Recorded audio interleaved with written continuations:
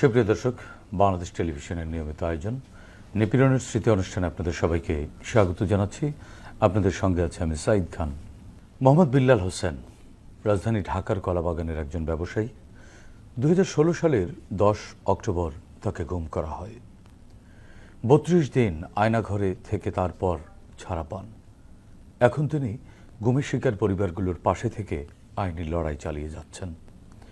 ভুক্তভোগী হয়ে কথা বলছেন হাসিনার নির্মম এই গুমকাণ্ডের বিরুদ্ধে।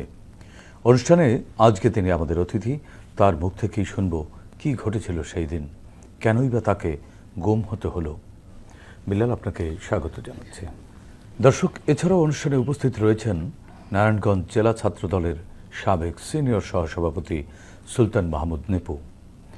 হাসিনার নির্মম নিপীড়নের শিকার হওয়ার পর যিনি পিছপা হননি গণতান্ত্রিক আন্দোলন থেকে, 24-এর ছাত্র জনতার গণ অভ্যুত্থান সহ ফ্যাসিবাদ বিরোধী আন্দোলনের এই সাহসী যোদ্ধা, তিনিও আজ আমাদের অতিথি। তার মুখ থেকে শুনতে চাই নিপীড়নের স্মৃতিমাখা দিনগুলোর কথা। সুলতান মাহমুদ নিপু, আপনাকেও স্বাগত জানাচ্ছি। প্রিয় দর্শক, মূল আলোচনায় যাওয়ার আগে আমরা বিল্লাল হোসেন ও নিপুর উপর নির্মিত দুটি ছোট্ট প্রতিবেদন দেখে নেব।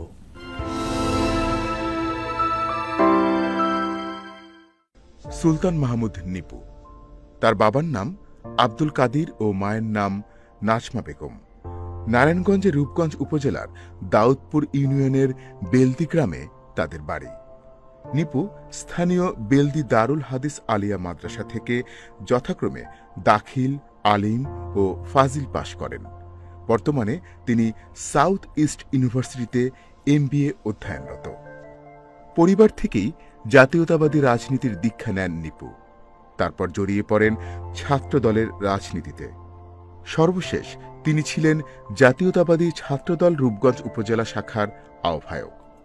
এর আগে তিনি নারায়ণগঞ্জ জেলা ছাত্রদলের সিনিয়র সহসভাপতি হিসেবেও দায়িত্ব পালন করেন। আওয়ামী সন্ত্রাস কবলিত জনপদ নারায়ণগঞ্জে যেসব ছাত্রনেতা গণতন্ত্র পুনরুদ্ধার আন্দোলনে